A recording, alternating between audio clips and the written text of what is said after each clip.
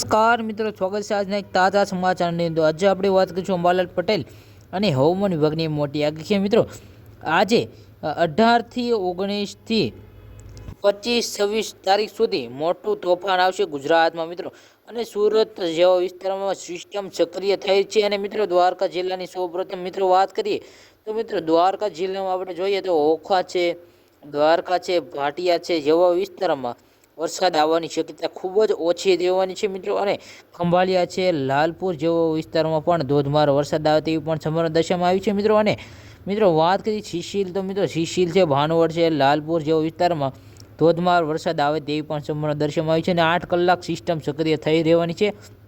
અને મિત્રો પોરબંદર છે, કુટિયાના છે, ખાડ જેવો વિસ્તારમાં પણ ધોધમાર વરસાદ આવે છે સંભાવના દર્શાવવામાં આવી છે મિત્રો। કચ્છમાં પણ વધારે વરસાદ આવે તેવી પણ સંભાવના દર્શાવવામાં આવી છે મિત્રો। અને મારગોલ છે, કેશોદ છે, વિસાવદર જેવા વિસ્તારમાં પણ ધોધમાર વરસાદ આવે તેવી પણ સંભાવના દર્શાવવામાં આવી છે, કારણ કે ત્યાં વાદળી એલર્ટ વધારે જાહેર કરવામાં આવ્યું છે। અને મારગોલ જેવો વિસ્તારમાં પણ ધોધમાર વરસાદ આવશે। અને ધારી છે, તુલસીશ્યામ છે અને વિસાવદર જેવો વિસ્તારમાં પણ ધોધમાર વરસાદ આવે તેવી પણ સંભાવના દર્શાવવામાં આવી છે મિત્રો। અને રાજુલા, માધવા જેવા વિસ્તારમાં પણ ધોધમાર વરસાદ અને મોટી સિસ્ટમ સક્રિય થઈ રહેવાની છે મિત્રો, તેવી પણ જણાવવામાં આવ્યું છે મિત્રો। વાત કરીએ અમરેલી, બાબરા, જસદણ, ગાંધડા અને સોનગઢ, પાલીતાણા જેવા વિસ્તારોની મિત્રો।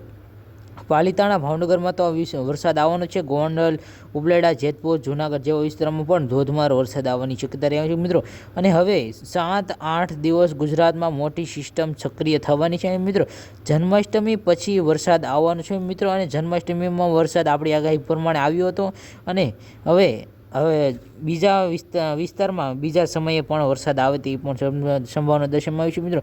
ધારોડ છે, મોરબી જેવા વિસ્તારમાં પણ વધારે વરસાદ આવે તેવી સંભાવના દર્શાવવામાં આવી છે। ચોટીલા, જામનગર જેવા વિસ્તારમાં પણ વધારે વરસાદ આવે તેવી પણ સંભાવના દર્શાવવામાં આવી છે। અને મિત્રો માલવિયા છે જેવા વિસ્તારમાં પણ વધારે વરસાદ આવે તેવી સંભાવના દર્શાવવામાં આવી છે, માલવા જેવા વિસ્તારમાં। અને મિત્રો વાત કરીએ હવે કે વિરમગામ, અહેમદાબાદ છે, મહેસાણા, આણંદ, તારાપુર જેવો, ધોલકા, ઠાકોર જેવા વિસ્તારોમાં પણ ધોધમાર વરસાદ આવે તેવી પણ સંભાવના દર્શાવવામાં આવી છે મિત્રો। અને નીચેના ભાગમાં મિત્રો વાત કરીએ તો મિત્રો તારાપુર છે, બરોડા છે અને આણંદ, ખંભાત જેવા વિસ્તારમાં પણ ધોધમાર વરસાદ આવે તેવી સંભાવના દર્શાવવામાં આવી છે, કારણ કે ત્યાં મિત્રો વાદળી એલર્ટ જાહેર કરવામાં આવ્યું છે મિત્રો। વાત કરીએ દહેજની તો મિત્રો દહેજ છે, ભરૂચ છે, કસંબા જેવા વિસ્તારોમાં પણ ધોધમાર વરસાદ આવે તેવી સંભાવના દર્શાવવામાં આવી છે મિત્રો।